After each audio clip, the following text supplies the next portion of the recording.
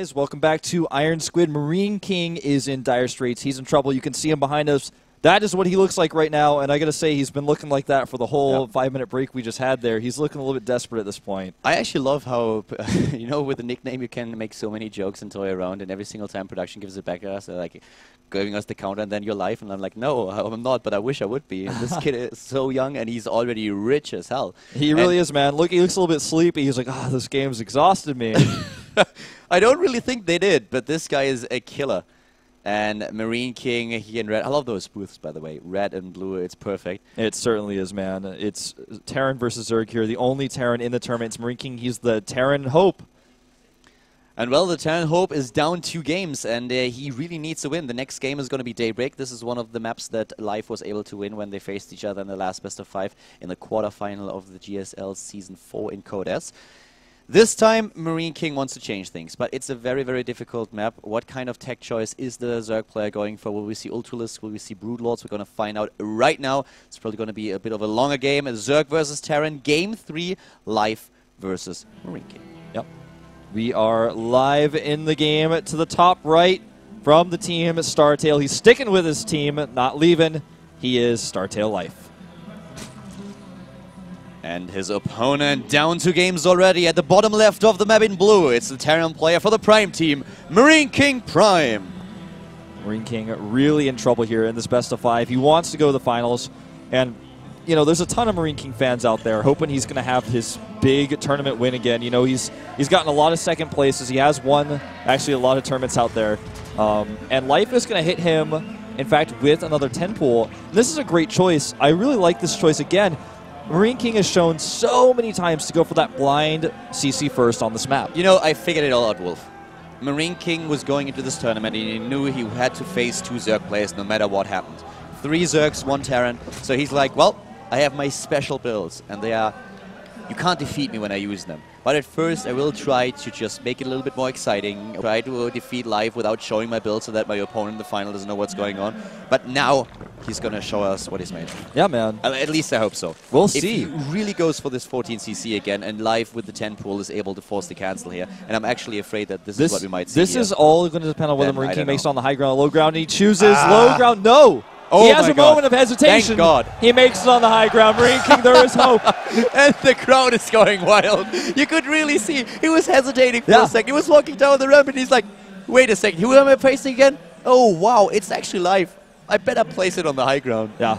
He's going to be so happy now. He really is. And there's the wall. That's all you need. French fans going crazy here. And yeah, indeed they should. Here come those Zerglings, and when Marine King sees what's going on, he will probably just fist bump the booth, be like, yeah! Yeah, he's made the right choice in this case. And Life, on the other hand, will be able to force a repair on the depot. And if Marine King's SCV pathing is a little bit weird, he may be able to pick one of the SCVs off. But this is a pretty standard opening from Life. Now he has his hatchery on the way. But you know, now we are in the situation that we mentioned on the first map already, on Cloud Kingdom. Life is now a little bit behind. He can't break through. He should be able to break through. Right. I mean, it's Life still, but I can't see that happening. Life Zerglings aren't covered in butter. I know that Life is going to find a way, but in this case, I don't think that's... Evolution is not going to help him here. Yeah. There will be a Marine out. There will be SCVs repairing the supply depot. There it is. So Life is now in a position where he's like, well, that didn't work, but I have to follow it up now. He's costing Marine King a lot of resources in repair. That's one thing that he is able to do here. He's just trying to make use of the links that he has. And Marine King, on the other hand, of course, now totally fine. Look at that micro. Pulls back the ling. 1 hit point left. Oh, look at that sick micro.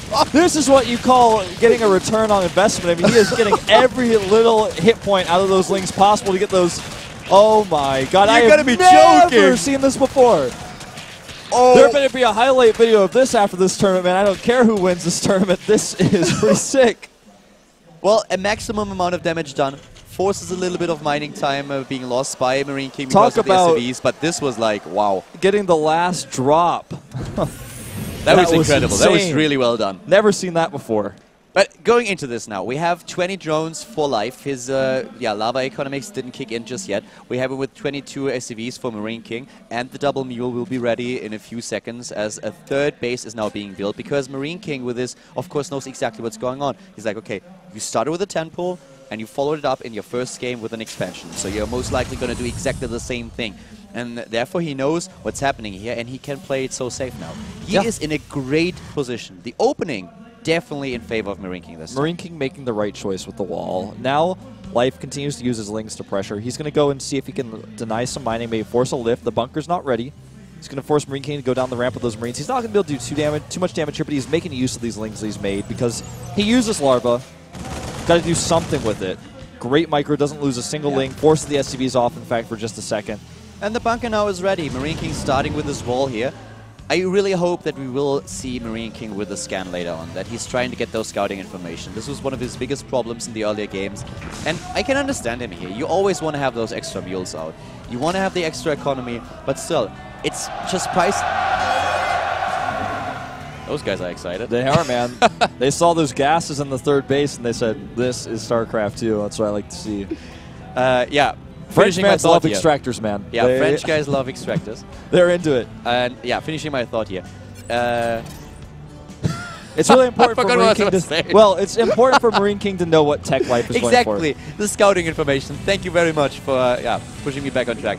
Scouting information, dropping a scan. You want to have the mules, but if you get the crucial key information about your opponent's tech, and this is so important. This is why Life sacrifices an Overlord here.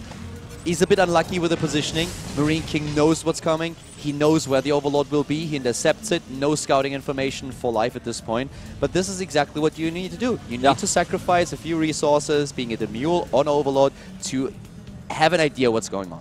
Marine King is totally blind here. Yeah, he's still not doing it. I mean, he doesn't have any sort of special hearing. He's not read the Braille to see what Life is doing. He's actually just very carefully making safe choices at this point. He took a little bit of a risk with the opening he chose with the fast third command center, but everything has worked out for him so far, and he took his first 3 gases immediately, which not only allows him to get his factory up now, but he can get 1-on upgrades and stim. Nothing is stopping him from going straight down the tech path that he wants. +1/+1 for both players, speed, additional gas, both of them just macroing it up now. You can see that there's no aggression at this point. Both of them just sitting tight, trying to get into the later stages of the game. Life, of course, being on 3 bases now. A much better creep spread than he used in the 2 games before, because this time he needs it. Exactly. He doesn't have to focus so much on his micro during this stage of the game, whereas in the other games there's been a lot of aggression for him to deal with. Marine King, especially on Ohana, just being right at his doorstep. He's going to arrive here just in time to not only spot this, but deny this command center. I really like how he's just being a little bit more cautious this time, Life that is. And this is, if you think about it, it's like the first game where we have Marine King now in this great position where he has the better start into the map. We have him at 53 SCVs against 60 Harvesters. He has his 3rd base now done. This is exactly the position he wants to be in. He's going for missile turrets. He's just playing it safe now. And we have him with a very decent force. Still cranking out SCVs, triple SCV production. +1/+1 on the production tab with a good timing here. And he's in a position where he can defend against Life's aggression. Because our Zerg player is now getting the Zerglings here. Exactly, and he's making 19 of them. He's going to do that very popular and very famous attack at the 3rd base. He's waiting here perhaps for 1-1 to finish as he gets the rest of the Lings out. Marine King, though, I feel has plenty enough to defend this. The problem is he doesn't have siege tanks, but he has Marauders, and Stim is done.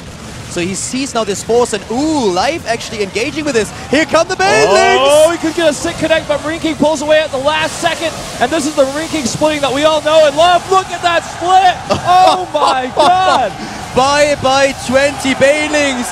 Marine King with a boss split here. He's like, well, Life, you can pull back Zerglings all you want, but I'm going to take down your Banelings, and what you going to do? You're going to watch and you're going to cry. Well, I feel like we just saw some of the best control that Terran players have to offer. And this time, not only with Marines, but the Marauders as well. Life isn't done, though. He goes here trying to not only kill some SCVs, but deny this extractor. But here come those units to just make sure that Life doesn't get anything out of this attack. This was brilliant micro by Marine King. You know, that reminded me of the times when Terran players, they were helpless against Zerg. They just looked at Zerg and I was like, what can I do against Banelings? They roll in and I just die, and suddenly it was Marine King. He started splitting his units, and all the Zergs were like, well, what's happening here? Shift of metagame? I don't really like that. Suddenly those guys are microing their Marines, splitting them. I can't hit this guy. This guy is the first person to make this happen. He's famous. His game against Kurix will go down in history for forever. Yeah, he started it, and he is just showcasing it in this game. Moving in now. There's the scan we were waiting for. Not in the main base, not to scout, but at least to force back the creep. Exactly. and he knows with that, since there were no mutas with that attack, he can move forward and pick up with the Medivacs. But because he's out on the map, Life takes his opportunity, runs in here at the third base. He's going to try to trade here, but there's so many Mirages in this forest, and Marinking can pick up after targeting. He can pick up, but he doesn't do it. He's trying to micro his units, and he's doing a great job here. Marinking with a supply lead against Life, still taking down those units. The Zerglings trying to force through the bunker. The bunker dead, but there's so much for Marinking to still defend. Just look at this Terran player going well in game number 3. Yeah, he's really holding in here. Great position on that Marauder, but he's losing a lot of SCVs. 9 down already. And, you know, something to consider, I feel like one of the main reasons why Marinking has not been able to take that advantage in the middle of the map and really push it is because Life's creep spread is insane. He's not as comfortable. He has to do a lot of scanning. It really slows him down. And Marinking, though, he's still got this advantage with the army. He now moves out here. We're going to see some scans. Here they go. Bam, scans it and takes down the active creep tumors right away. A 30 supply lead for Marinking. He really is the king of Marines, and he's showing it. Another Overlord is going to bite the dust as soon as the vision is granted by the Medivacs. Marinking drops another scan. Here come the Zerglings Life trying to go for Marinking sandwich, but those bite back. Yeah, no cancel on the hatch. Marinking is 30 supply ahead. He's about to hit 2-2. He's going to have a slight window of advantage here. I don't think it's going to matter, but Life is in a lot of trouble. In fact, he's supply blocked now. He's really desperately trying to get those infestors out to turn the tide of battle. 97 to 57 or 59 army supply here. Marinking is going to go pure bio here. +2/+2 for him. He wants to go into +3/+3. He should do that as soon as possible. 3 bases for Life, 3 for Marinking, and here we go. The infestors, they come in, they fungal the banelings, but here we have the reinforcements, and he forces Life back. Marinking still with the lead, another good fungal, but it's just to make sure that Life can retreat. He's on full retreat right now. Life is on the defensive, and Marinking the one to set the pace of the game. Life is playing perfectly here, but he just doesn't have enough. 3-3 started from Marinking, lining up. Another infestor goes down, and with each infestor that dies, Marinking takes one step closer to taking a victory in this series. But Life, on the other hand, with all the energy he's built up here, is going to be able to slow this down. He's taking the perfect engagements. We saw him do this on Ohana when he was behind. Can he turn things around here? At this point, Marinking can really go for it. I'm not sure if Life can take it around Wolf. He's trying, though. He's going into all those crucial points of the game.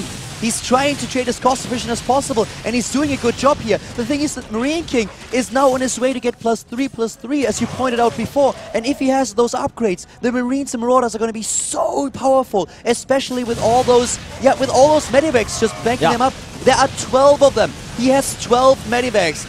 He did not use any of his gas to go into Siege Tank, to go into any kind of mech composition to support those Marines. But this is why he has so many Medivacs, that this force can stim and stim again. And Marinking, he is the king of bio, and he is showing it here. And Life is struggling, but Life is still not out of the game. He's not out of it yet, man. He's taking good engagements. The big problem for him now becomes the 4th base of Marinking. He can't deny it. He's trying to move across the map, try to get some sort of position here. He's done something really unique, and that's that he started Roach production. I feel this may be a reaction to no siege tanks. He can come in and use those infestors to add some extra DPS and have the Roach at the back. Some good bungles here. We have the Marauders as well. The Banelings are rolling in. Thankful that the support is there with the fungals. The Medivacs! They need to make sure that those Medivacs are not going to die to a chain fungal. But the Roaches that are streaming in, they could change everything. Marinking suddenly, Life is closing the gap in supply here. Marinking trying to crank out enough units to deal with this. Oh my god, this is so close. Marinking has so much healing power here, but the Roaches do enough DPS to focus these units down. And I gotta say, Life really putting a hit on him here. The problem is, it's not enough to kill the 4th base. And here come the Marauders, and they're so important. +3/+3 is not done just yet for Marinking, but he is moving in, and he is forcing Life back once more. Even infestors are now being taken out, and that is something to note, because Life is so good at keeping his infestors alive, but Marinking is moving in and kills them. But well, our Zerg has 9 additional ones on the production tab, so he's already making up for that. Yeah, and he's going into the 3rd base here, trying to do some damage. The problem is there's a nice wall. Look at that wall. It's impenetrable. He's got his Lings now running into the natural, but Maringking's a fast player, easily denying this. And this is more resources spent, more larva spent for Life that just does not have any return. He's trying to get his own 4th. That's the only thing this distraction really helps him with, but Marinking's had his 4th for so much longer. Marinking has the perfect ratio between Marauders and Marines, and this is why those Roaches didn't do more damage that they actually could. We had the answer there in the army for Marinking already, and now going into the +1 attack upgrade for the Vikings is an important one. He knows that there might be a transition, and he's preparing. He's not overcommitting now, he's just getting the first upgrade. Life spread his creep the entire time. He continued his creep spread, which gives him a bit of an edge in this fight. Once again, the Infestors on the move, but they are too close to those Marines and Marauders. He's losing 1, 2, 3, he's losing nearly all of them, and here comes Marine King with a 70 supply lead, and he's out for blood. Insane. He has too much GG! And Marine King pulls himself into this series. A very unique style, in fact, that we saw from him. Tankless. 100% tankless. And Marine King happy here. Step 1. That was only step 1. But, you know, going tankless here with this many medevacs is absolutely a style that can give Zergs trouble, especially when they're behind. Medevacs heal Marauders, and if you consider how much hit points a Marauder has versus a Marine, when you have that many Marauders in your composition, it becomes really difficult to deal with when you have that much healing power on them. The butterfly effect that was kicking in this game was really something to note. Marine King in the beginning, when it was really crucial to win those fights, he had those amazing splits. Those 20 Banelings, they could have crushed a lesser Terran player. There have been Terran players that just died to a Baneling attack like this. And think about how that happened. We had Marine King with the Bioforces out on the map. Life runs in with the Zerglings, and Marine King looks at this and is like, what are you doing? You only have a few Zerglings there. I have all my Marines, my Marauders with my army. I even have the first Medivacs out. So he's like, that's strange. You're really wasting your army. And suddenly, from the side, bam, there come the Banelings. And Marine King, he sees it. He doesn't only see it, he reacts immediately. He goes into the hole at first, kills the Lings. Then when there's only Banelings left, he splits everything more perfect than anyone else ever could. And this is the Marine King everybody knows and loves. The splitting, the aggression, never stop, moving out on the map, taking out those tumors. The creep spread was insane, but he was able to clear it up. Really, really solid player. Let's not forget, amongst all of this, that we had an early lead for Marine King. With the 10 pull that Life executed, he was behind from the start. Just a little bit, trying to close the gap. And there are a lot of Terran players who would have not been able to accomplish what Marine King just did. Run with this advantage and carry it into the mid game and then into the late game, always overwhelming your opponent. Life has sick micro. He has sick macro. And if you just open yourself up at one point in the game, he is going to punish you, and he's going to punish you hard. He's going to kill you. Yeah. Never happened to Marine King. No openings in this game. Yeah. Now, Marine King, like you said, this is step 1 of 3. He needs to win 3 games in a row if he wants to advance to the finals. I want 2 more games, man. I want 2 more games now. I'm not going to be satisfied with only 1 map. Exactly. We're going to have a 5-minute break, and I think you guys take this opportunity to tell everyone to get in here watching. The only Terran we've got in this tournament is still in. See you in a few.